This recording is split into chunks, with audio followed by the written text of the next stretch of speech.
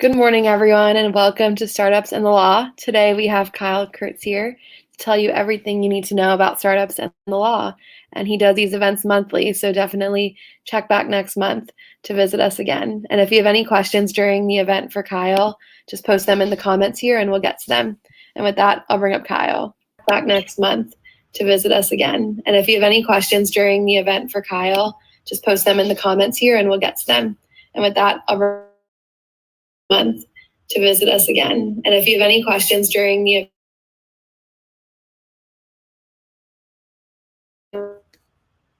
month to visit us again. And if Kyle, just want to make sure that you have the YouTube canceled on the other tab. To visit us again. And if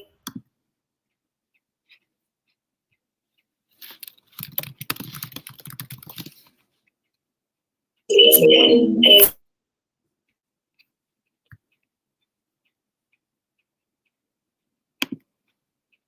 sorry about that. Just want to make sure we have YouTube closed out. I think. So, there we go. We're all set. apologies, guys. I appreciate you bearing with us during a bit of technical difficulty there.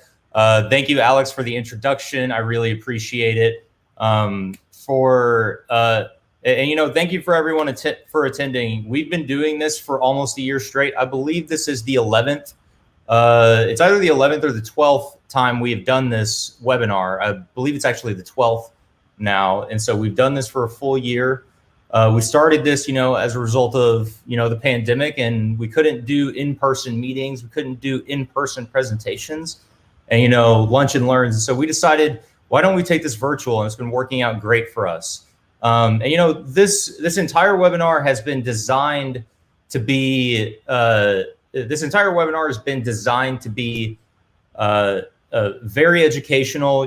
We are not sitting here selling you legal services or anything like that. It's more designed for you to understand what to do and when to do it when it comes to, the legal stuff, right? So when to start your business, when to get certain contracts drafted, when to do certain things with your employees, when to do certain things with respect to raising money, certain things like that, stuff that, is sort of out there in the ether, and people just know it in their heads. But it's time that we wrote it down. It's time that we talked about it and preserved it in a video. So, and just keep in mind that this video will live on the YouTube channel for both Capital Factory and for JonesKertz. And so if you're ever looking to refer back to any of this stuff or want to watch our other videos, just search for Startups in the Law on either Capital Factory or JonesKertz, and you'll be able to find everything there. Without further ado, we'll go ahead and move a little bit forward into the presentation. So my name is JonesKertz, obviously. I am based here in Uptown Dallas. We represent startups and early stage companies throughout Texas and Oklahoma. My business partner, Matt Jones, is based in Oklahoma City, but he represents all of Oklahoma, represents a few Texas clients as well. I represent the majority of our Texas clients. And, sometimes we do have clients who are from elsewhere, who have Delaware corporations or startups, and they just want good legal services. To give you an idea, our law firm goes by the name JonesKertz in Dallas, Texas, and throughout the rest of Texas. And, but, in other places, in 47 other states, including Oklahoma, we go by Verge Law Group. So there's, if you look at our emails here, mjones@vergelaw.com, that's Matt Jones. Feel free to email him if you have any questions related to Oklahoma law stuff or startups, or startups in general. And then my email is here, kyle@joneskertz.com. Feel free to write that down or send me an email. Throughout this, and to explain why we have two separate names, by the way, in the state of Texas, law firms that use trade names, which are not the last names of their partners or founding partners, must, in the state of Texas at least, we must go by our last names. In Oklahoma, it doesn't really matter. We can use a corporate law firm name like Verge Law, but actually that might change recently. So as of March 4th, there is a vote to allow trade names, and so in the event Texas allows trade names, we may end up rebranding the entire firm as just Verge Law or just JonesKertz or something like that. But until then, we will go by two separate names, and we will go by JonesKertz in the state of Texas. Other stuff, I love to explain the why behind this because it really is important here. I mean, the mantra here is better education leads to a better foundation, which leads to more successful startups. The reality is, we could cure a lot of the problems with early stage companies, with brand new entrepreneurs, with people who have never started a business before but want to now. So long as we just sit down and, for 15 or 30 minutes or an hour, talk to them, or so long as you watch a video like this and pick up some general information that will help guide you as you grow your company, as you start your business, as you start doing stuff that creates additional legal liability that wasn't already there, right? And this is appropriate for anyone, really. It's not just brand new entrepreneurs. It's for people that have successful businesses and have been in business for years and years. To give you an example, we have a client that's worth about $100 million. They've been around for 17 or 18 years. And, they need the same legal services in some cases that, our early stage startups who are hiring their first employees need. They need independent contractor agreements. They need help with fundraising. They need things that we give to all of our other companies, regardless of their age or regardless of the founder's age too. And so I think this really is appropriate for everyone. And so, some of you may have a lot of experience. Some of you may not have as much experience. And so some of the stuff I'll be talking about today will be familiar. Some of it will be extremely new to you. I want you, though, to ask as many questions as you possibly can and let us know what you think, right? So moving on, here are the topics we're going to cover today. I'm going to go very briefly through legal and startup news. There's a couple things that have happened that I want to talk about. Delaware franchise taxes were due yesterday. If you didn't file them, you are late. And so at that point, I'm going to talk about what to do if you have not filed them yet. Trust me, you'll be fine. You may just have to pay a little additional money to get right, but it's okay. We're going to talk about different classes of stock. This is an issue that has come up quite often over the last few months for us, to the point where I've now advised several companies not just to do, 2 classes of stock, but in some cases 3 classes of stock for various reasons. And I'll go into depth on that and why. And then last but not least, the bulk of what we'll do today is capital raising and securities laws, what you need to know. I mean, we're going to go through accredited investor requirements. We're going to go through different types of securities exemptions and how to raise money and from who, as well as, the general process that we do as far as diligence goes to ensure that from start to finish, your fundraise goes as planned and is compliant with securities laws, right? So if you do have any questions, feel free to let me know. Feel free to drop a line in the comments right here. I will be responding actively to these comments and try to do, and I'll try to provide a little bit of time as we, end a section to make sure that you have a chance to ask those questions that are relevant to the section that we've just covered, right? Before we proceed, though, we do have to say one thing. None of this is specific legal advice to you. We speak in very general terms. I know that frustrates some people. We are lawyers. We tend to say, there are no absolutes when we're practicing law. That's not always true, but most of the time it really is. And like I said, I sort of just incepted myself when it comes to saying there are no absolutes, because I just explained that not always true, sometimes is. But we frame everything based on the facts available and conduct research to reach legal conclusions. We don't try to do really anything off the top of our head. Remember, you're not a lawyer unless you are one. Even if you are one, unless you're a startup lawyer or you have experience in this stuff, I would suggest asking somebody who knows about this stuff so that you can make sure that you're getting proper legal advice. And I'll tell you, lawyers, even the lawyers, accountants who do this all the time, sometimes need to lean on other people who are more specialized. So, legal startup and news. Let's go. So apparent changes to halts in publicly traded stock. You may have noticed. So, in the previous webinar, I think I said something to the extent, if you're not talking about Robinhood, what are you talking about? Well, to some extent, that's still relevant. Robinhood is still in the news practically on a daily basis. There have recently been some halts to trades. especially with GameStop and some other stocks. I believe there were at least 15 stocks that were halted by exchanges themselves, but not necessarily Robinhood or any of the other major brokerages.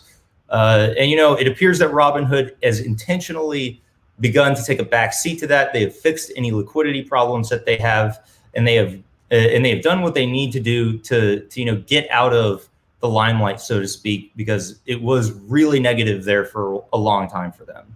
Practically the entire month, or practically the end of January to the middle to end of February, it was very, very bad for them.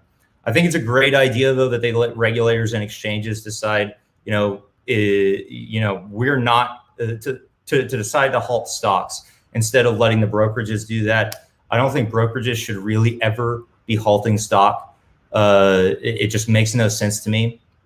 Aside from that, though, I do think that decision also shields them from future potential liability, doesn't necessarily shield them from past liability that they may have. There are Robinhood class action lawsuits in the works. I do have, friends of mine, colleagues of mine who were invested in some of these stocks that were being pumped. And in one case, I have a friend who lost $30,000, practically, evaporated in minutes. And he was asking me, what can I do? The reality is, I don't think Robinhood really did anything illegal or did anything that was per se a breach of contract or some other law that may exist, whether it be a statute-based law or something that's based in case law. But I think what will end up happening is these lawsuits, the class actions, will all get consolidated because they're all very similar. And then at that point, Robinhood will decide, okay, it makes sense to just pay these people X amount of dollars to make them all go away. And I think we'll see that probably in 2 or 3 years settle officially. But yeah, but one thing to keep in mind, when it comes to potential liability, a policy change by Robinhood to its terms and conditions, to whatever it does on the internal side, doesn't necessarily equal legal liability. Companies are free to change their policies and react in real time to the market, especially after something bad has happened. We want them to do that. We don't want to prevent them from doing that or act like, that's something we can point at that definitively shows that they are liable. So if you're looking at any of the policy changes or any of the stuff I just talked about, that doesn't necessarily bring up any potential legal liability for Robinhood, though the argument does go, if you could have done this, you should have done this in the past. And you were per se negligent if you didn't, right? But at the same time, I don't think there's really much in the way of a negligence action here. So aside from that, let's talk about changes to Paycheck Protection Program. The changes to the PPP program just became very, there were some pretty significant ones by Biden. I think these changes are actually very good changes for a temporary period of time, for a 14-day period, starting around February 21st and going up until, I believe it's going to be, in the next few days, up until about Friday of this week. There will be, there's a period of time where employers with less than 20 employees are allowed to apply exclusively for PPP. Other employers are not allowed to apply. The banks, some major institutions are not even allowed to take their applications at the moment. So that's a significant change that does actually, at least give these businesses an opportunity to use this program to actually help their business. And this was, I think this should have been done from the beginning, right? Because what we did was we basically, when it came to PPP, originally, when we talk about it from about 12 months ago or about 11 months ago, when we think of it, it was very unfair, right? It was all going to really major employers, large corporations, and the bankers were steering, large employers into the program, at the behest of other people, right? Who had smaller businesses that needed cash too, right? So I think this is a phenomenal way to approach this. It definitely seems fair. But the other things to keep in mind here, it eliminates a restriction preventing small business owners with prior non-fraud felony convictions from obtaining relief through the PPP. So if you don't have anything that that's money laundering based or some other crime of moral turpitude that involves some sort of financial crime, then you should be eligible for PPP regardless of your felony conviction. There are probably some other laws there. I can imagine that probably people who have been convicted of murder are probably not allowed to apply. But aside from that, that's a very good rule in my opinion, because there are a lot of people. I mean, take for instance a plumbing company that's run by a guy who is convicted of a felony such as drug trafficking or something like that. I mean, it is often the case that some major service providers or major companies do indeed actually have convictions, and so it's more common than anyone would ever really believe or think. And so I think that's a great change. As far as the other changes go, previously, if you hadn't been paid up on your student loans, you are now.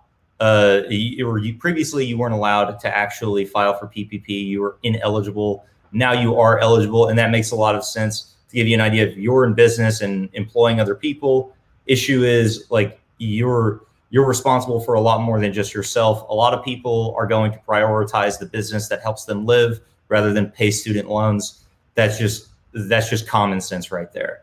And then, additionally, if you're a non-citizen, so basically a non-U.S. citizen who's living in the United States. So, for example, if you're from Australia and you have an international tax identification number and you have a business here, you can now apply for PPP relief.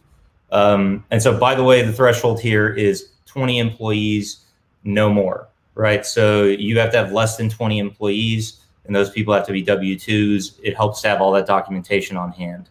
By the way, application window for latest round of PPP closes March 31st. The 14-day window probably closes around the end of this week on Friday.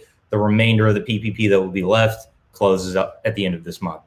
So if you have any questions about that, let me know by email, or feel free to email your accountant or do some self-research on your own. I'm sure there's a ton of information out there. Or actually, even better, ask your banker if you're eligible, have them guide you through that process. That is the person you should be relying on most for this, aside from an accountant. In my opinion, lawyers don't necessarily need to be that involved when it comes to helping you obtain PPP, right? All right, another major change, this actually affects our law practice a little bit.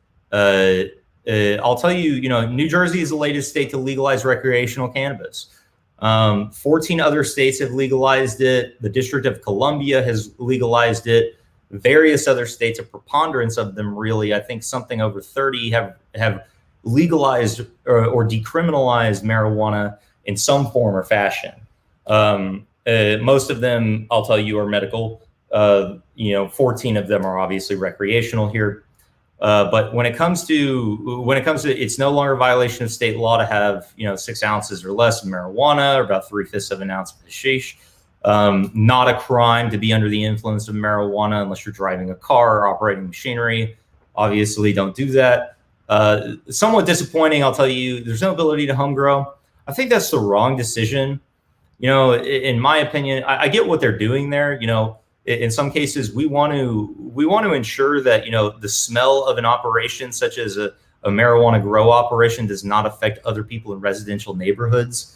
But I think that's something that can be controlled rather easily with greenhouse equipment and doing stuff indoors and things like that. But I mean, aside from that, to me that actually does seem more protectionist of large business than it does to prevent certain things that might be unwanted in suburban areas, right? But and maybe that'll change at some point. I mean, it doesn't necessarily create an oligopoly like we've seen in some other states such as Florida or Ohio. But I think eventually that will change. Most states will eventually legalize home grow because it just makes sense. You should be allowed to cultivate, something like this in your own home or in your own garden. To me, it doesn't make any sense to prohibit that in any way. It would make sense, actually, in my opinion, to prohibit it in places where you are renting, not where you places where you are renting property, but you shouldn't be able to prohibit it in a place where you own property, right? So like a large apartment complex, for example, obviously we wouldn't want people growing marijuana on an entire floor in a residential building like that. I think that would be something we would want to prevent. But yeah, you can't yet purchase it. By the way, this law is literally so new that there are no dispensaries as of yet, though there will be an explosion in new business, like we've seen in literally every other state that does this. And I do want to give you some general thoughts about this because we operate in Oklahoma and represent various medical marijuana clients there. When it comes to this, we usually see a glut initially. So if it's kind of like the Wild West, like it is in Oklahoma, where obtaining a license is extremely easy for really any purpose, such as sale or getting a dispensary set up or anything, or getting a grow operation set up. Then at that point, what it's going to do is create a glut in the market. The market will eventually adjust, though. It appears in Oklahoma it took it about 2 years to fully adjust. There were actually several businesses that went under that were dispensaries in Oklahoma, or several businesses that got acquired through either leverage buyout or cash buyout because those businesses were just unsustainable. What it also led to was, in some cases, because you can't traffic this stuff across state lines, there's a little bit of lead time when it comes to, creating quality product. And so initially the product quality is going to be about average. And then a year to 2 years later, it'll be very good, mostly among the general industry. But, and that will kill some businesses. So some businesses who are selling a low quality product will obviously be known for that initially. It'll basically destroy them. And so it's very important that those businesses in New Jersey do it right. And in some cases, take their time getting to market, because if you go to market with bad product, you are literally going straight into bankruptcy practically. But aside from that, there's going to be a boom in consulting businesses for that sort of thing. There's going to be a boom in lawyers doing cannabis law and opening cannabis law practice offices in New Jersey. And there's going to be a cottage industry unto itself that comes about as a result of it. Once we see more regulations, we'll know a little bit more of the effect. But I'll tell you, it's a very interesting time. I think the more we get closer to recreational use and the more states adopt that, the closer Texas will get. The fact that we border a state that has already legalized medical marijuana is significant unto itself. The fact that, as a Texas resident, you could potentially own up to 25% of an Oklahoma dispensary by law is significant to me. And, I think Texas actually does need to be brought into the future on this, whether it be by federal legislation or it be by its own state legislation for medical or recreational use of marijuana. We're just missing out on billions of dollars of cash crop industry money here. And it just, to me, makes no sense. I will tell you, though, when it comes to this, there will be in every state, what we see when marijuana is legalized in any capacity, we see an increase in venture capital for those businesses. We see an increase in new businesses formed, and we see an increase in holding company structures formed when it comes to those, because every marijuana business practically requires a holding structure. They usually don't just have one LLC. And the reason that is for tax purposes. A little law known as 280E applies to people when it comes to, figuring out which business expenses are tax deductible and which are not with respect to a marijuana dispensary. So if you have any questions about that, feel free to ping me or ping Matt Jones, because we actually do quite a bit of that, and we're in the process of actually our Oklahoma entity, Verge Law Group, is actually in the process of assisting a client that we have here in Texas with purchasing a stake in a marijuana business at the moment.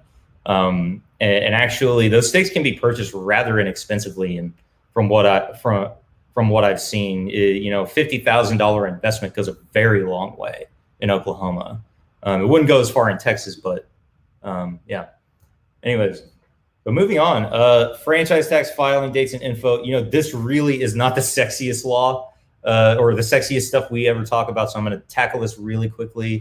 There have been some changes to Texas franchise tax and public information report filing deadlines. So typically you have until May 15th to file public information and no tax due reports. The deadline has been extended as a result of the winter storm that we all just experienced, which threw everybody into disarray, basically canceled a week of business for everyone.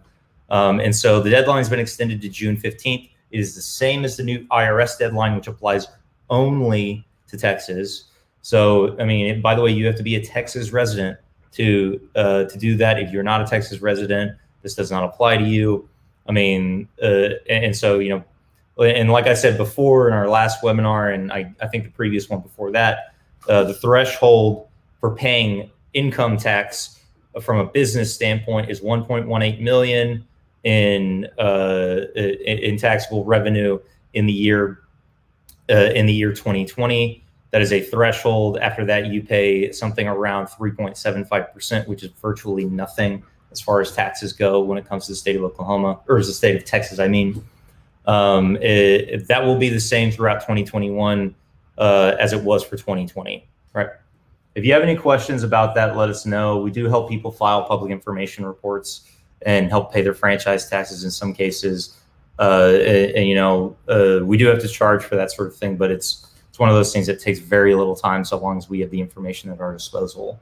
Delaware filing deadlines, LLCs, if you're a Delaware LLC or you have a Delaware LLC and you're holding a structure, June 1st is when you have to file your annual report, pay the minimum franchise tax. Corporations, March 1st. So that was yesterday, right? The question here, what do I do if I miss the deadline? Answer, file and pay the late fees and any accrued interest for not paying on time. This is important. I had to shut down a Delaware corporation literally 2 weeks ago. And to do it, I had to pay upwards of, let's see, it was $900 plus $750. So $1,650 because the person who had the Delaware corporation did not file their annual report. They claimed they didn't know how. That is not an excuse. As a matter of fact, if you don't pay your franchise taxes, regardless of which state you're in, regardless of which state your business is organized in or operating in, the owners or the officers of that business are financially liable for it. So let's say, for example, that person didn't pay their taxes, their franchise tax, or file their annual report for 20 years. They would have 20 years of accrued interest and late fees for not doing so. Now, and some of these state entities, they don't get in touch with you if you don't pay it. It's your responsibility to know you have to pay it, right? So just keep in mind there that, this is, if you let it go, you're truly letting it go to the point where, it will show up on your credit score. The people take your, the Delaware Secretary of State takes the information of officers, but not shareholders. And so, the officers will be liable if they don't pay it. It is their responsibility to do so, or the director's responsibility to do so. So major takeaway, file your annual reports and pay your franchise taxes ASAP. And, most places will do this for a very small fee. I probably did 7 or 8 of them just in the last week. And each of the clients, I went ahead and just put it on the firm's card, costs $450. That's the minimum annual report filing fee plus franchise tax fee. For $400 for franchise tax fee, $50 for the annual report filing fee. And then I just charge them $50 for, the time it takes to do that, right? And calculate their taxes and look up all their share allocations. So, most lawyers, most accountants who are worth anything can do this. So I'll tell you, I have a client who told me that their accountant had no idea how to file Delaware franchise taxes.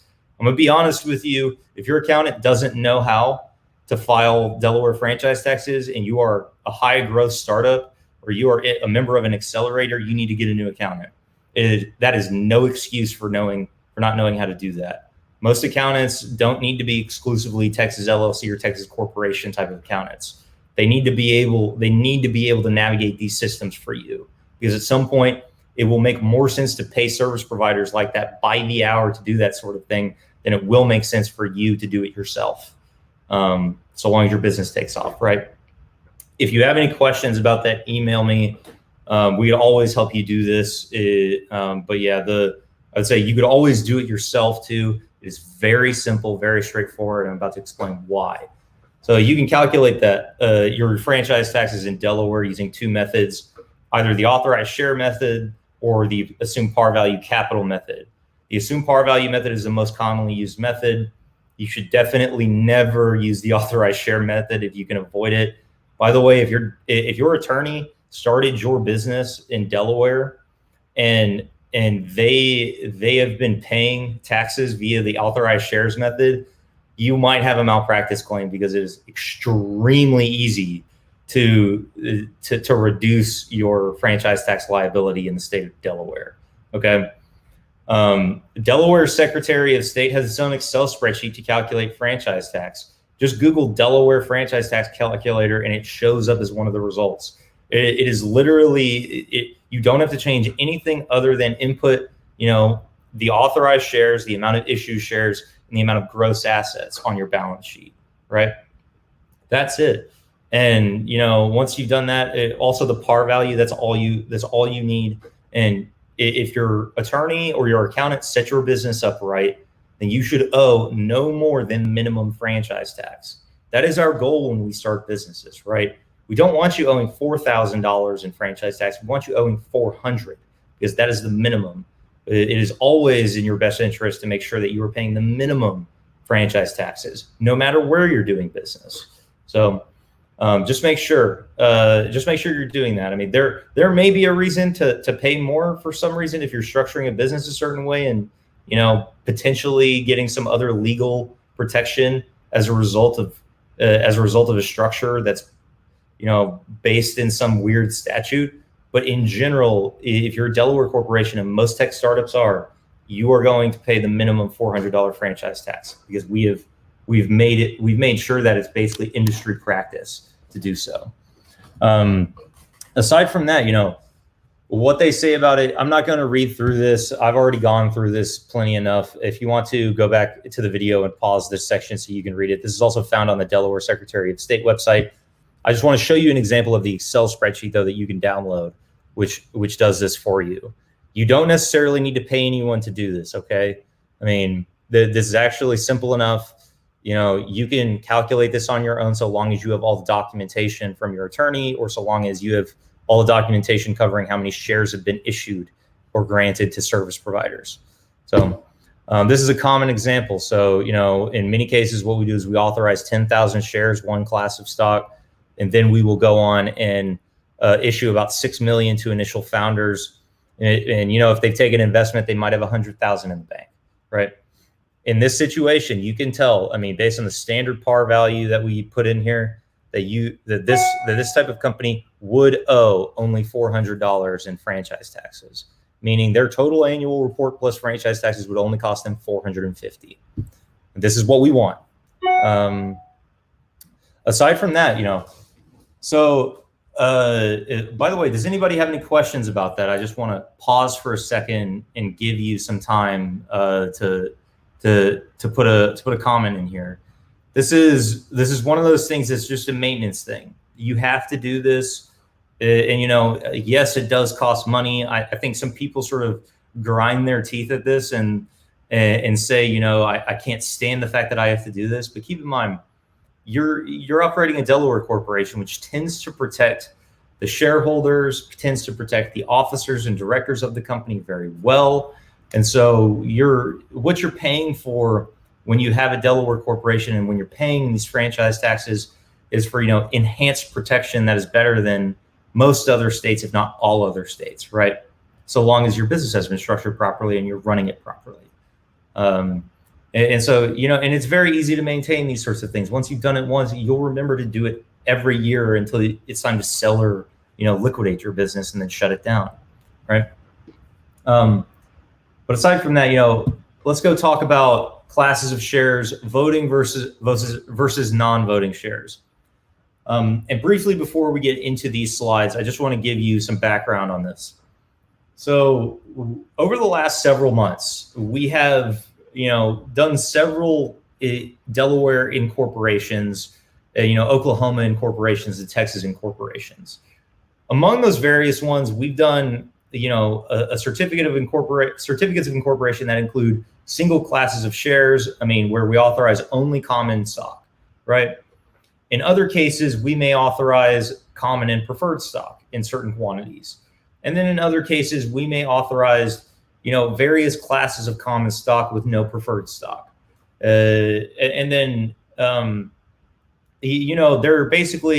several styles in which we could do it. And as a matter of fact, Delaware's laws, their statutes allow for flexibility. We're allowed to actually just go ahead and, tweak things however we want to tweak them based on the preference of the founders. We obviously advise people on what to do in certain situations, and advise people in light of, hey, your investors will want this, shareholders want this, that sort of thing. What's equitable, what's right, what will be fair, and what will how do we structure this without raising eyebrows, right? And so keep in mind, like we're almost never creating or structuring classes of shares with the intent that we're going to deprive other people of rights for very long. Though there are some instances in which the structure is itself on its face protectionist, and we aren't being bashful about that. We're straight up telling people this is how it goes. And I'll get to that in a minute about why. So, what types of shares to include on a certificate of incorporation? So when we look at common stock, we can do single class or dual class, and those are typically the most common, right? So I would say more often than not, when I'm starting Delaware corporations, we're doing it with common stock. There are a lot of opinions about this, by the way. I'll tell you, you could go read Brad Feld's book on venture deals. You can go read other books on how to structure businesses, and they'll tell you need to issue you need to authorize common stock and preferred stock because some investors are going to want preferred stock. In some cases, the same concept itself can be accomplished with a dual class of shares, where we have a class A and a class B, where one is voting and one is non-voting. And in some cases, we can actually further restrict rights of certain stocks so that, we adjust the liquidation preference. And what we mean by that is, let's say the business goes bankrupt or files for Chapter 11. Well, at that point, people who hold preferred stock will get preference as far as distribution goes. People who hold common stock will be paid out last after all lien holders have been paid. In general, I don't have any problem with doing, preferred stock at all, really. It's really more a matter of, what people want. Common stock is just, nobody hates a single class of shares typically. It tends to put people on an even keel. And then, when it comes to liquidation preferences, everybody, including the founders, will get paid out, right? There are situations, though, where, it might be a bit odd. I've actually read about cases where, founding shareholders ended up issuing themselves preferred stock, even though they had taken investment. And, when the business went bankrupt, eventually the preferred stock shareholders, including the founders, ended up getting paid out first. And so they got reimbursed for some of their investment into the business, which is usually not the case.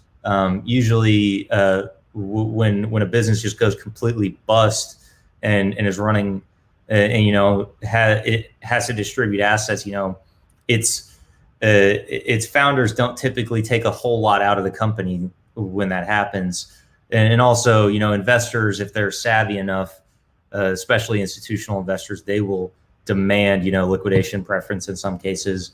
And so there's really no getting out of paying them first, even if you have common stock shares, right? Or a single class of shares, right? Though I'll tell you, it depends on what the investors want, right? There are, in a couple of cases, actually, in the last 6 months, we've done triple classes of shares, or 3 classes of shares. And that's actually significant to us because it's really not typical. It is very rare that we issue 3 classes of shares. But let me describe the structure here for a little bit.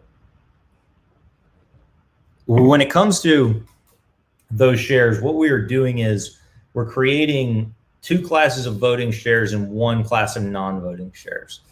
And there are certain reasons for that. I'll get to it in a minute. But generally speaking, we get that from people who either are the biggest rainmakers in the world. To give you an idea, like we know some people who are ultra high net worth individuals, and they are. And to be honest with you, people have begged them to actually invest in their companies, and they've never let them do it before. And in my opinion, that's a great idea because these people who own hundreds of, these people who have like a dozen companies up and running that are all making millions a year. Well, they don't need outside investment. They can just do it organically. They can just use savvy. They can just use savvy business and use debt because they already have the cash on hand. But keep in mind though, if you're an inexperienced entrepreneur, if you're an inexperienced business person, having three classes of shares might come off as a little bit, as a little odd and raise an eyebrow to certain people, especially institutional investors who, they'll be looking at your experience and saying, why are you offering us Class C shares, which are non-voting, when you as the founding shareholder control have the bulk of Class A shares and have 10 votes per share, right? You see what I'm getting at there? When it comes to those individual, when it comes to the scrutiny there, whenever they're sitting there looking at your certificate of incorporation and looking at your private offering, they're going to sit there and say, I'm not investing in this unless you give me Class A shares, because they don't want to be outvoted in some cases, and they're going to want a board seat. And if if the board's decisions could always be struck down by one of the founding shareholders because they own so much of the company that they can just control the board, well, then most investors are going to bow out of investing because they don't want that, right? But it depends on the company, it depends on the person. So, blank check preferred stock. This is something that came up for this is very rarely something that we actually put into early stage startup company documents, but this is also protectionist. It's more common for it's very common for publicly traded companies to do this to ensure that they're not going to be subject to hostile takeovers, to ensure that they can actually designate a new series or class of stock so that they can protect themselves from anybody who would like to become either a large minority stakeholder who is going to attempt to exert control over the business, or it's designed so that it's not necessarily a poison pill, so to speak, but it acts as a protectionist measure. A poison pill would actually be the sort of a clause that would say something along the lines of, in the event of a hostile takeover, the business shall be wound up and terminated and its assets sold. Normally, we don't want to include poison pills because we want businesses to continue growing, right? But yeah, dual class of stock, this is pretty common. We do a lot of single class. I've been thinking about, going to dual class as sort of a default measure.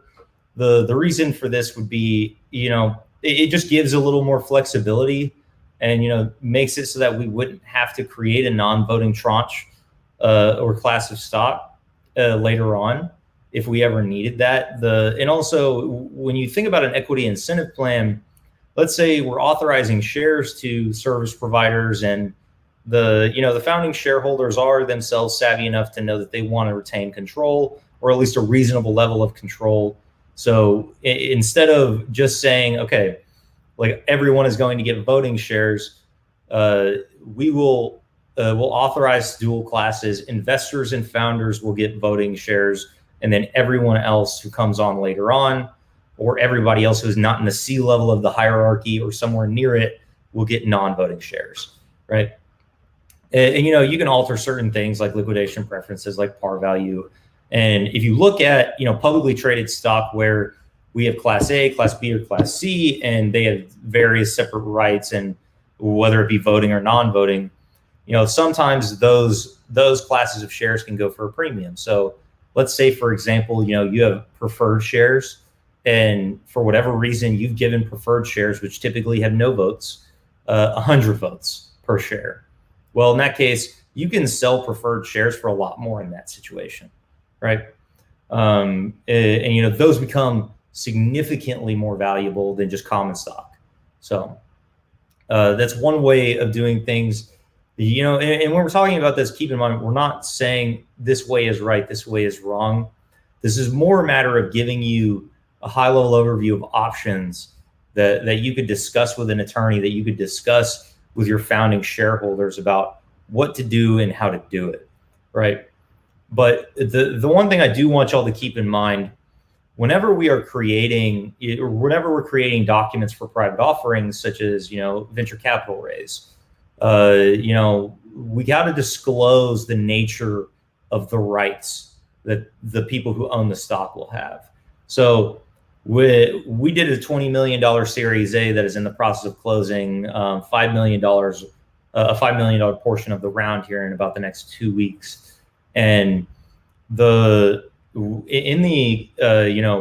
private offering documents, we definitely had to disclose to them that, you know, this stock comes with no voting rights. The stock comes with last priority liquidation preferences. You know, the stock that we were selling was indeed, you know, probably not the stock that most investors would want to buy. But you have to keep in mind, I mean, but the context of that situation was the CEO of the company is worth $100 million. The CEO of the company has never needed to raise money, has never needed to even do that, has never needed to do that before. And as a matter of fact, you know, he didn't even want to, but he did it because you know, it is a faster way to get up and running, but also because he felt like he wanted to give something back to the people who had invested in him, you know, from a personal standpoint. And so he allowed those people to participate in the offering and then sought other investment from institutional investors. And so I do believe, you know, in that situation, it does make sense, you know, to give non-voting shares to people. And you know, because the truth is, if the other consideration here to think about, if your investors are not strategic investors, do they even need a right to vote, right? That's something to consider, right? Do we even need to offer that up? In my opinion, not every single time. No, it might make sense because some people who are passive investors, they want to participate in a shareholder meeting. They want to have their voice heard, or, you know, at least, you know, even if they own 10,000 shares out of a 100 million share company, they want to be able to sit down in the meeting and have a discussion and ask questions, right? Because they were an investor at one point. So, you know, it's what people want, but and it's what, you know, the people who are at the top of the company want to offer their investors too. You have to think about this all, you know, strategically. You have to think about it practically. So, but I'll tell you, if you do not disclose the nature of the rights that come with the securities that you're selling, whether that be private or public, you in a way could be committing securities fraud, or it could be misleading. You could be held to have made, you know, a fraudulent misrepresentation of fact, if you say something that you thought was true but wasn't actually, because the certificate of incorporation said something different. In this situation, I would tell you, refer specifically to the certificate of incorporation's language in that situation. So if you have any questions about that, yeah, feel free to ask, by the way. And you know, in the triple class of stock example, so this is just one way we could do it. The structure here at the bottom says Class A voting, Class B voting, Class C non-voting. Class A would have 10 votes per share, Class B would have 1 vote per share, and Class C would have no votes per share.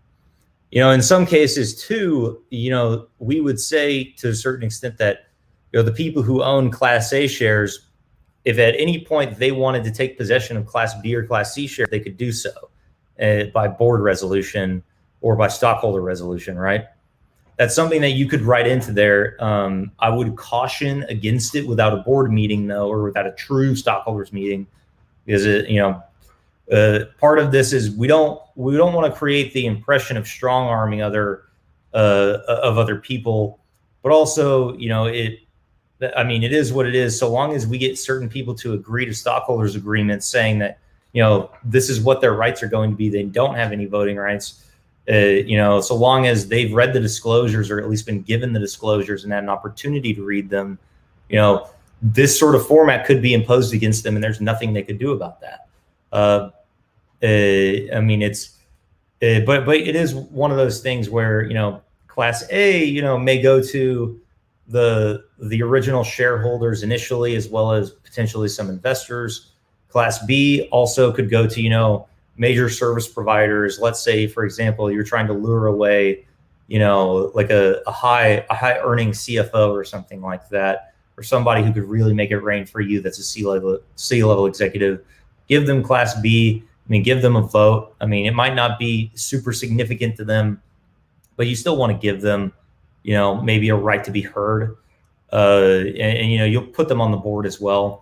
In some cases, we have director service agreements, and Class B would be, the type of stock that we would give people in those director service agreements.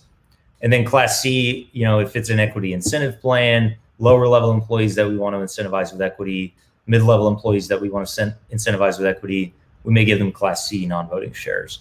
And with certain ways that we structure this, for example, this is an example taken straight out of a certificate of incorporation that we did for a company not too long ago. This is one way of doing this.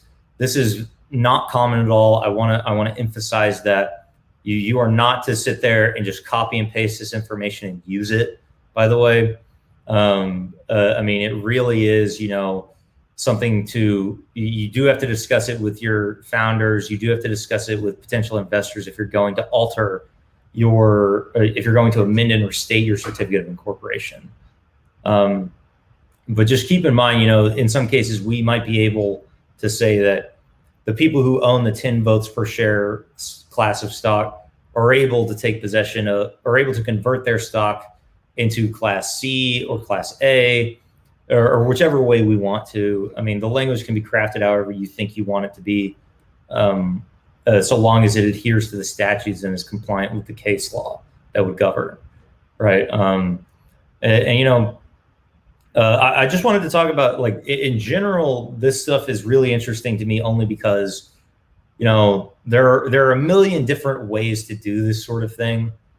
And, there are several ways which are generally accepted among tech startups and tech lawyers. There are certain ways to do this that are generally accepted among private equity companies. And, you take BlackRock, for example. If they make an investment or acquire a business, they may require, as a result of the transaction, an amendment or restatement to the certificate of incorporation, where they're structuring the different classes or tranches of shares or series of shares or preferred stock versus common stock in the way that they prefer to operate their companies, because they have a method there, right? And that's generally what we could describe as our method, right? Our method is either single class or dual class of common shares. Our method is, in some cases, common plus preferred. We're not necessarily issuing the same amount of common plus common and preferred, or authorizing the same amount of common and preferred. And we're not necessarily granting the same rights every single time.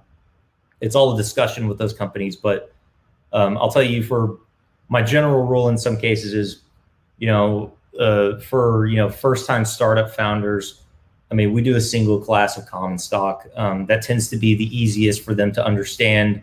If they want it to get more complicated, we can do a dual class of shares, and then we just have a client. We have a couple of clients that we have one client more recently, and one client that about 6 months ago we did 3 classes of shares in a similar format to this. And this in those situations, both of those instances, Those two people were absolute rainmakers. Those two people work 7 days a week. Those two people, I mean, as far as sweat equity goes, deserve to have 10 votes per share, because the truth is they're the only people who will ever drive the growth of the company the way that they know how, and get it to exponential, get investors exponential gains on their investments. Does anybody have any questions there? I sort of talked for a while there. The last 30 minutes, we're going to go over capital raises and securities laws and what you need to know. I understand that this can be a very boring subject, by the way. I'm trying not to make it ultra boring, and I'm trying not to give you, too many of the minutia or the details that lawyers deal with, but I'm trying to just give you a general, 30,000 foot view, or even maybe a little bit below that, where, you're a little bit closer, into the weeds, so that whenever people are talking, you can at least have an intelligent conversation with them. If you're talking about a potential investment, or if you're talking about how to structure this. This is also a very good, basic run through of, here's what you can expect from your startup attorney. If your startup attorney is not doing these basic things, you might want to say, are you doing this? This might help you spot some potential red flags as well. So in general, I just want to address private offerings versus public offerings, because this does go into what we're talking about. A private offering, we're not listing it on any exchange typically, though a private offering may be listed on a funding portal, such as a crowdfunding portal. You might have heard of seedinvest.com, very common in that situation. The goal here with private offerings, we want to be exempt from registering an offering. We don't want to have to do, if we have to register an offering, it means that we have to provide documents to the SEC, that we should have done that, before we ended up raising any amount of money. If you end up having to register an offering after doing a private offering that you thought was exempt, then in that situation, there may be some other things that come into play, such as you may have to send letters out to your investors saying, because we violated the rules in some form or fashion, we have to offer you rescission for a certain period of time.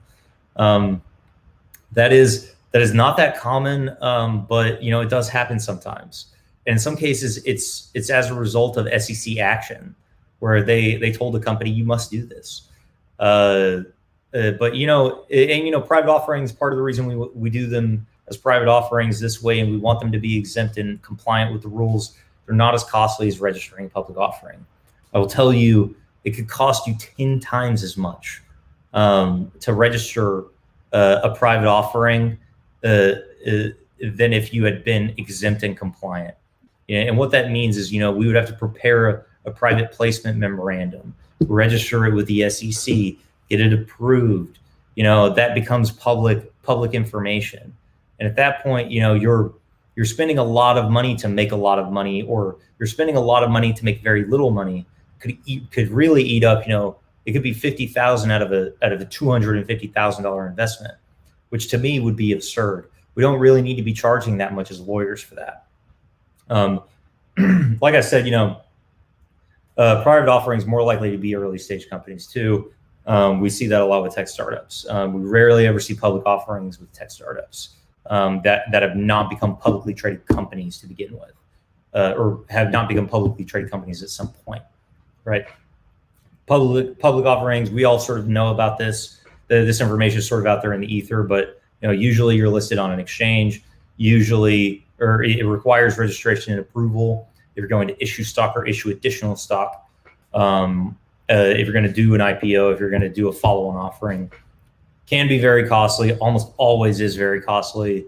And then, more likely to be later stage companies, people who have already done a Series D, Series B, people who at this point, they've already raised 250 million via private offering. It's time to just go ahead and raise $1 billion plus in a public offering, right? The types of securities law exemption. So underneath the category of Reg D, which is where most of our tech startup clients, where most of our tech startup companies, regardless of whether they're clients of our law firm, you're going to file what's known as Reg D, which means you'll be compliant with one or more regulations that have certain, requirements related to whether you can market a certain way, or whether you can, advertise that you're selling securities or and whatnot. Rule 506B, we'll tell you, is the most common exemption used, though we're seeing a lot more Rule 506C because the general solicitation and advertising rules have been relaxed somewhat. You can now advertise a lot more easily using Facebook, using Instagram, using various other methods in social media.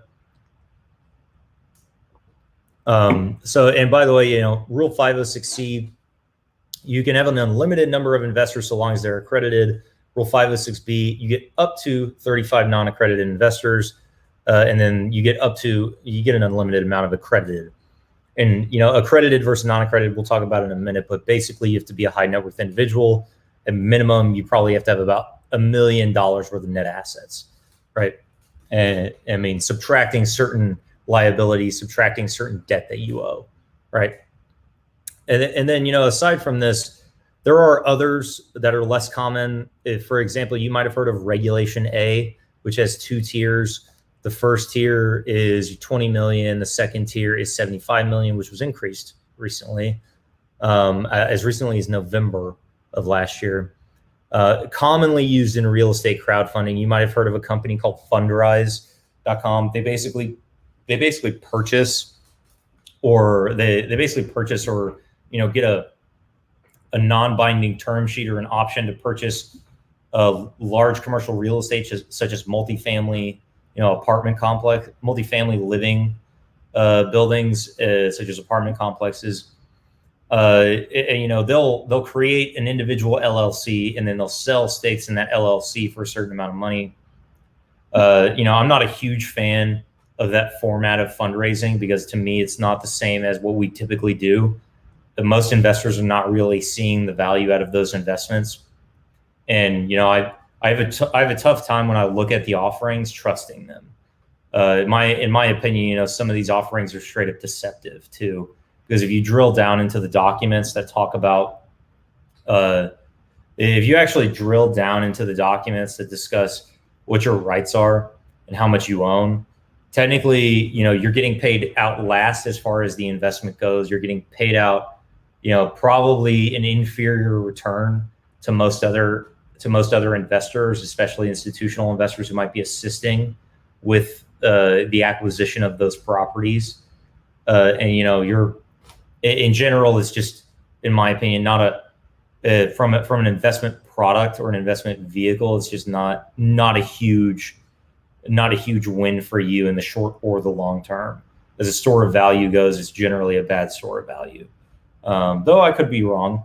The way you tend to see that it's not true is like, I have never personally heard of an amazing story where somebody invested in one of those weird Reg A offerings through Fundrise, where they straight up told you that on a $10,000 investment they made 10 times their investment. So they made $100,000. They made $90,000 on top of what they invested. It's to me like what we're looking for when we look at investing in companies is we're looking at a 10x return or greater minimum. Most people are wanting 50 to 100 because they're not in it for any less, right? They want $100,000 investment to be a $30 million investment, like at some point. And so I'll tell you, Rule 506B, Rule 506C, that's mostly what you'll be raising money from or under as far as exemptions go. And Rule 506C is if you'll be raising money and you'll be doing general solicitation or advertising. The blue sky filings, certain federal laws, especially, Reg D, will trump or what we call preempt blue sky filings, which are state securities law filings. Though I believe it's always a good idea, as a lawyer, we assess each individual state, make sure that we are filing, the blue sky filings, or at least assessing whether we have to, right? And in many cases, what we will do is, put it down in an opinion letter and say, in our opinion, we don't really believe that you have to file, or in our opinion, we must file. Here's what the cost is going to be. And then, we inform the client that's the cost of doing that. And we go ahead and submit the filing with a cover letter to the State Securities Commission of that we're required to do. So aside from that, by the way, I went through Reg A already. Reg CF, a lot less common. I believe they've relaxed some of the rules on Reg CF, but I'll tell you, the way I've always described this is it's basically what I would call the non-exemption exemption. The Regulation CF basically requires that you do everything you would be required to do if you were registering a public offering. And, when you look at that, that to me just screams, expensive. There are ways in which we can make it extremely efficient as lawyers. I mean, obviously we do create templates for ourselves. We do create certain internal resources to help us with drafting. But when you're looking at doing this, I mean, on a case-by-case basis, I mean, we have to incorporate the aspects of the business into the private offering, describe what the business is, and then assess its weaknesses, assess its strengths, assess its threats and opportunities. Basically do a full-blown SWOT analysis on it, and then write that up as research, or write that up as here's the data that we can gather from a business that is similar to the business you might be investing in. And sometimes we do that with private offerings where we're raising with non-accredited investors just to be transparent. It's something that we're required to do as a part of the law. But if we're raising from accredited investors, which in Reg CF and a lot of times you actually are, it's kind of going the extra step when you don't need to, if that makes sense. Instead of Form D, you would file Form C if you were doing Reg CF. And then, the offering must be conducted through a registered funding portal. So seedinvest.com is a registered funding portal. I've seen, by the way, when it comes, I've seen certain people who are extremely ambitious entrepreneurs, and in some cases they're very smart people, where, they'll set up a website and create a link that allows for payment. And they'll say, I'm offering, a 20% stake for $2 million in my company. And they'll put that up on their website. In some cases, they might be running afoul of the crowdfunding laws, that the crowdfunding regulations that the SEC has created, as well as violating general solicitation and advertisement. And oftentimes I see it where they're not providing any risk disclaimers. In one case, we had someone come through our law firm's contact page where they straight up had a guaranteed return on the investment on their website. And we had to tell them, we can't represent you because you've basically done everything there is to do when it comes to creating a Ponzi scheme. And it wasn't that we were trying to be critical of them. It was that, we can't involve ourselves as lawyers with people who are attempting to, who are basically saying on a $450,000 investment, you will make $70,000 back on it within a year. You just can't do that. There are certain ways to protect an investment, and there are certain ways to ensure that the investment either hits a little bit bigger than it otherwise would, and you could do that with the convertible notes versus stock purchase agreements. There are certain ways to ensure that you own more, such as anti-dilution. But we don't. When it comes to doing that sort of thing, keep in mind, you're not allowed to just pull up a website you're not allowed to just pull up a website and do, a Reg CF style fundraise if you haven't talked to a lawyer and had them provide you with all the risk disclosure stuff that you need to provide as a result of the fundraise. And so I would just caution you against it. I'm not poo-pooing it too much, but you really do need to ensure that you're not running afoul of that rule whenever you do general solicitation. You are allowed to create, a funding portal, but keep in mind, any payment gateway is going to be taking 2 to 3%. And so I would caution you on using a payment gateway because it's eating into your investment. you should want to do an ACH or a wire transfer, or just pick up a paper check from whoever your investors are. But yeah, if you have any questions about that, let me know. So Rule 501A, by the way, is the accredited investor requirements. There is an expanded list, by the way, but in general, we're looking at people who are making several $100,000 in income per year. So the general rule being, 300 grand, like for an individual, and I believe it's something like 500,000 or something like that for couples filing jointly. We're normally not concerned, too much. About couples filing jointly. It's more a matter of I tend to look at the individual level, and also there are some spousal consolidation rules that now apply. So I can look at if a spouse has their assets separated, and technically they are separate property and not marital property. I can technically count them now as combined as far as net assets go, which is a plus, because I think in general, even if you are not filing jointly as a married couple, you are still you're probably treating a lot of your assets the same, or as marital property anyway. But like I said, the expanded list includes people who hold certain professional certifications, designations, other credentials.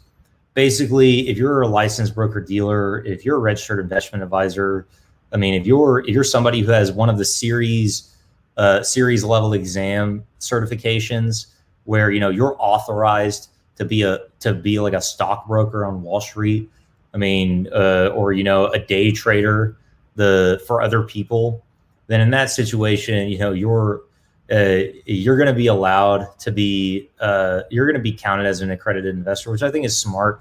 You're dealing with high net worth individuals. You understand this stuff at a lower level anyway. You might as well be allowed to invest as an accredited investor, because you are more sophisticated by definition. And that's what these adjusted requirements ended up doing for everyone.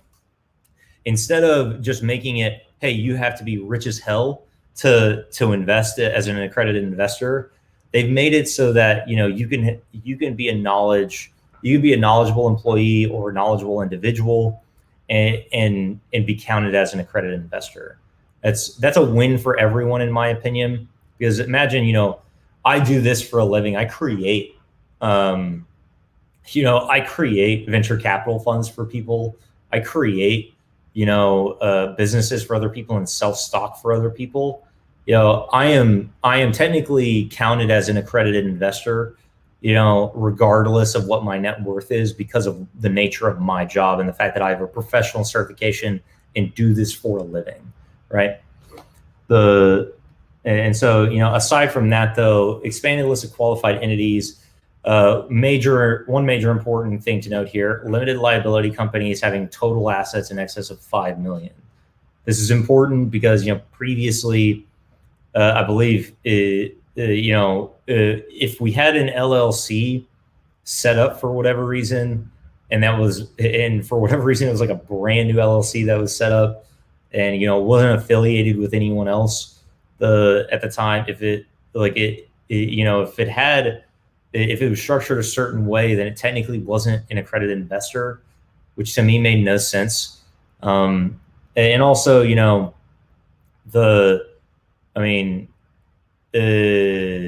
as far as these requirements go, if it owns investments under the Investment Company Act, basically, you're operating an investment company under the statute itself, which can be defined as, like major people who operate, hedge funds or special purpose vehicles, that sort of thing.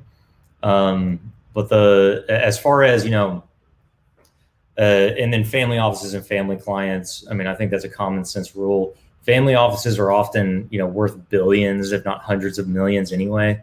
They should be defined as accredited investors themselves.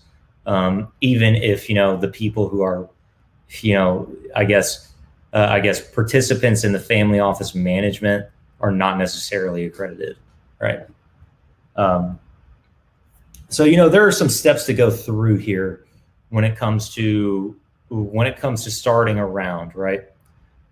Something that needs to be done whenever you form your business or are ready to begin raising venture capital is get a central index key with the SEC.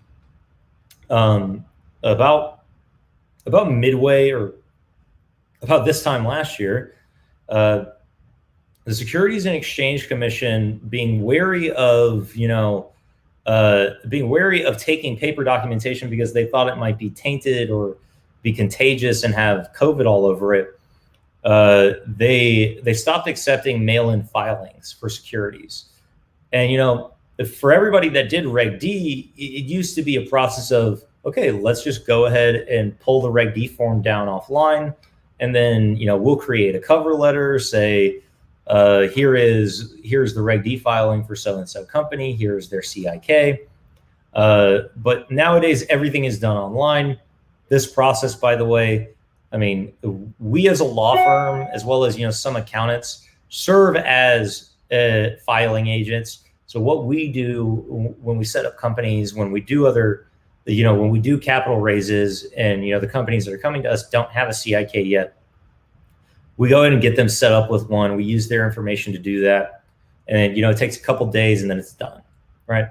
Once that's done, we go in. If they've raised money, we file Reg D initially, pay whatever fees we have to, and then on top of that, we end up going through and at the end of a fundraise, using that CIK to go back into the Reg D filing system, file their final Form D, right? It's common that attorneys will set this up for you. I don't think accountants really understand how to do this. When it comes to this, though, what we do is we send somebody a power of attorney, and it's a power of attorney for securities filings under the 1933 and 1934 Securities and Exchange Acts. So and that gives us the right to basically step into the shoes of the CEO or the company itself, really, and file their securities filings on their behalf. That's great for us, great for the client, because we finish the due diligence up when we're doing fundraising. We make sure the documents aren't missing any information that is necessary, so that we've presumptively done what we're supposed to do when it comes to securities. And then but I'll tell you, it's probably a good question to ask your lawyer if they did not do this for you. Some lawyers, they don't do it, and they'll tell you they don't do it. I think from a startup perspective, we should probably just go ahead and do this for every company, and potentially even for every LLC that people start, because if you ever sell a portion of an LLC, the same as we have to file securities filings for a corporation, we should file securities filings for LLCs, because they're selling it's a private offering in some situations. And, it's just required by law to do that regardless of the entity type. I mean, limited partnership, a corporation, a limited liability company, what have you, right? Step two, once you've gotten the CIK done, you're ready to go simultaneously with step one, you're ready to go figure out deal terms, get your deal docs drafted. My recommendation to people when it comes to raising capital, make it a little more streamlined, figure out the instrument you need, figure out the size of the round, figure out your valuation, figure out, and then have your lawyer draft all of the documents that you need to be able to go and raise money. Because in general, what you want is to be able to give a potential investor the term sheet. You want to be able to give them, potentially, a deal binder, which will have certain risk disclosures, whether that be a short form or a long form, risk disclosure. And then you want to be able to tell them, what's the offering looking like here? How many shares are available for purchase? How much is available as far as the round goes, right? As far as instrument types, three most common: simple agreements for future equity, convertible notes, and then stock purchase agreements. We tend, all three of those are very commonly used. To give you an idea, I'll be drafting a $30,000 stock purchase agreement today for a friends and family round that we're finishing up right now. So you could do a SAFE, you could do a convertible note, you can do an SPA. There's pros and cons to all of them.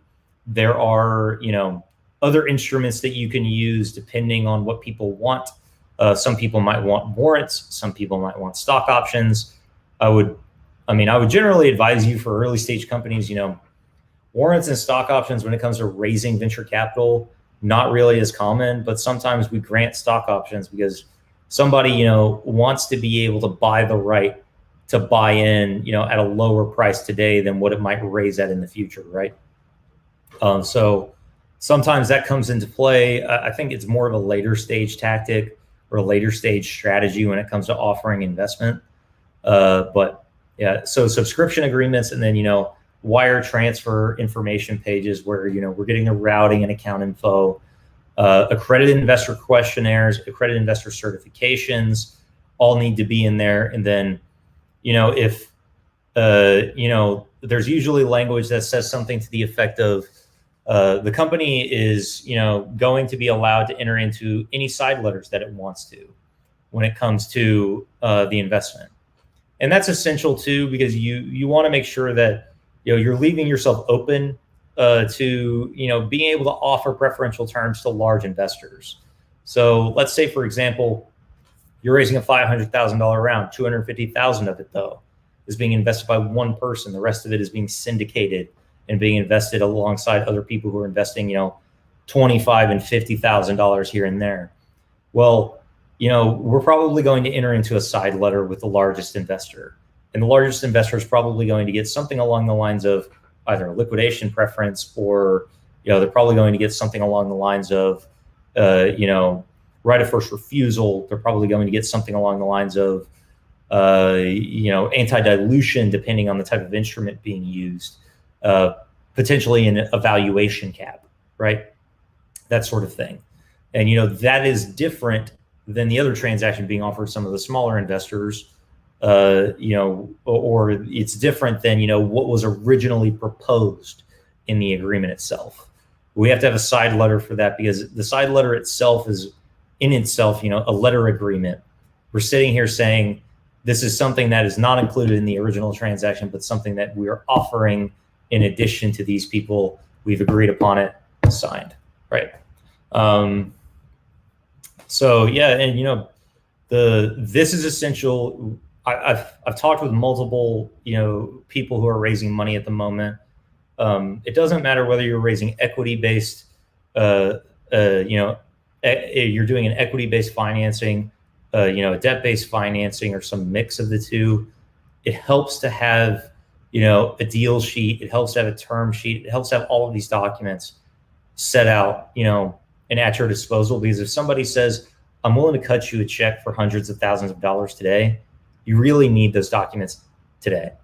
We don't want to have them, we don't want to have to, prepare them because we have to strike while the iron's hot. We have to make sure that we are providing the investment to people at a moment's notice, right? Because in some cases the company is operating on fumes and absolutely needs the money now. So step 3, find investors over the next 12 months. Generally speaking, you will have 12 months to raise money if you are doing, you're going to file Reg D. You have 12 months from start, meaning, the date that you start raising money, the date from the first time you start talking to people about an investment. From then on, 12 months, and then you have to close the round. If you're doing the round for any more than 12 months, you're generally going to have to, you're in violation of the law to begin with, by the way. You're in violation of the rule telling you that you have a limited period of time to do the private offering. But also, if you're doing it for 12 months, you're presumptively considered to have engaged in, a private offering for more than 12 months, which means you're basically running a public offering, right? So I say general standard here. 12 months is hard deadline. It's not just a standard. It's not a guideline. That's a rule, right? And so you have to abide by the rules there. And also, keep in mind, we don't necessarily want to be doing a friends and family round and then having the friends and family round sort of just bleed into, another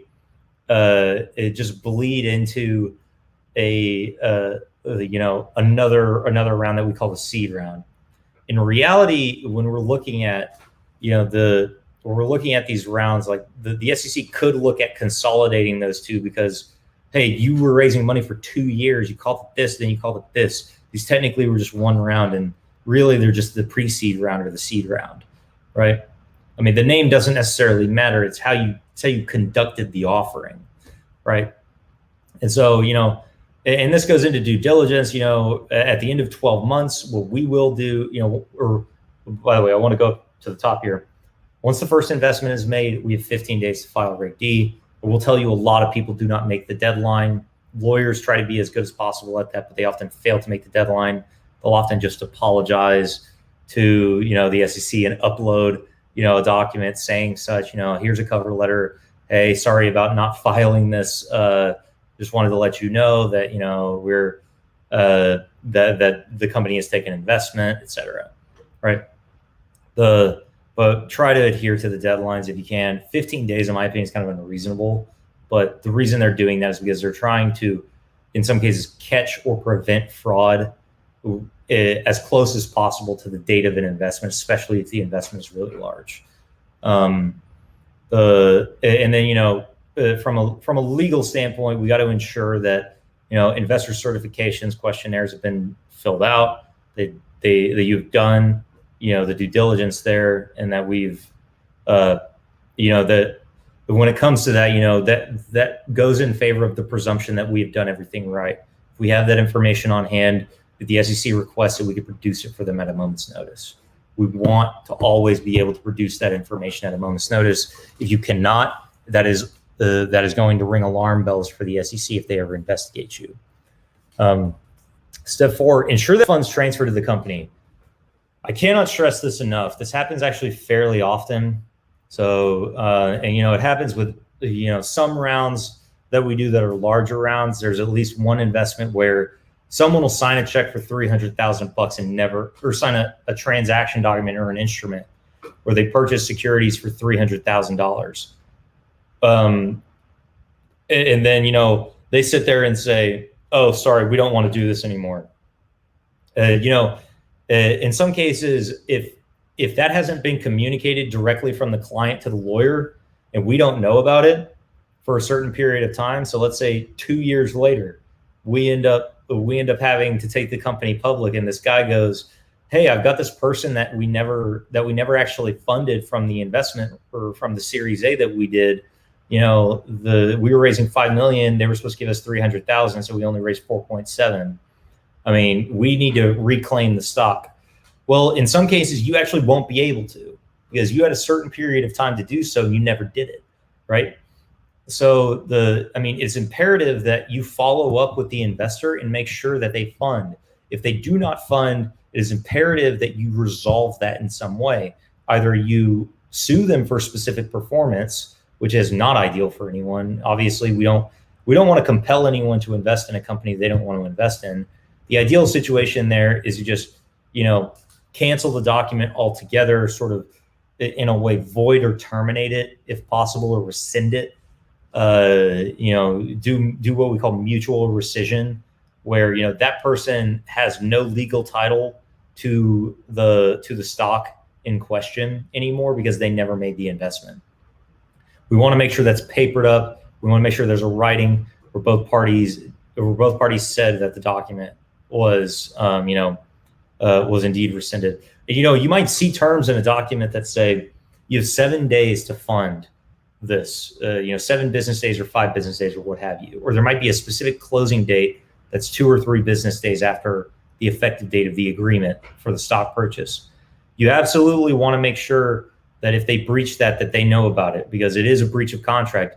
But that said, just because it's a breach of contract does not mean that they don't get their stock, unless there is language that says their stock is not considered to be completely transferred and owned by them until such point as the zeros fall into that bank account, right? And so with funds transfers, in some cases there are, with large fundraisers that we do, there may be escrow arrangements that we make. So, for example, if we're raising $20 million, we may wait until, $5 million is fully funded. We'll hold $5 million from all the investments that have been made in an escrow account that's managed by a third party. And, once we produce valid documentation showing, hey, we have reached the threshold. I mean, please send the money so that we can deploy the capital. Like, at that point, the escrow agent will send the money over to the company and release it. And we will notify, the people who have invested that, the restriction has been lifted, or the threshold has been lifted, and that they are no longer entitled to a refund of their money, right? If we don't reach, that $5 million threshold. That's less common, obviously. I try to avoid escrow arrangements because escrow agents tend to muddy the water. They tend to cause problems. But in general, it is a way that makes some investors feel secure. Some institutions, if they're investing the first $1 million or $2 million of a $20 million round, they may demand that you hold it in escrow because they don't want to be the only people investing, right? Which I think is reasonable. That's fine. And like I said, do not let it go though. If it doesn't fund fully, like if it funds partially but not all the way, you absolutely have to figure that out. Like, you absolutely have to have your lawyer help you figure that out, because if you don't, you are potentially giving away a stake in a privately held company for nothing. Yeah, I've seen it happen before. It is ridiculously stupid of people to sit there and just say, oh, I just thought we could take it back. Never assume anything. Always ask, right? And make sure you get it in writing that these people told you, no, I'm not funding it. Make sure you get that breach of contract in writing if you can. The step 5, update Reg D and other securities filings once round closed. This is really the final step. I mean, once you've done this, you are considered to have fully closed the round. We can notify all the stockholders. We can notify all the board of directors. We can notify the officers of the company. Hey, it's been done. Due diligence is done. I mean, we've checked everything off the checklist. Okay. We should draft an opinion letter, stating, that everything has been, sort of completed, or everything has been wrapped up and is nice and tidy. And then, the last final step, or simultaneously with that, we want to make sure we get you in a cap table, or we get you onto Carta. We want to make sure that, we finalize that information and then file an update to your Reg D. That's about it for today, guys. So that is the last slide that I have. I'll tell you, I didn't have any comments today, but if you do have questions or comments for me, if you want me to clarify something to the group, or if you want me to address something in another presentation, feel free to send me an email at kyle@joneskertz.com, or feel free to send Matt Jones an email if you have a question related to Oklahoma, and at mjones@vergelaw.com. And just, we do this every Tuesday, we do this first Tuesday of every month. So feel free to see us next month. I believe we'll be doing this on April 4th, I believe. And so I will see you guys there. Thank you for attending. Appreciate you coming to the presentation. Thanks, guys. Bye.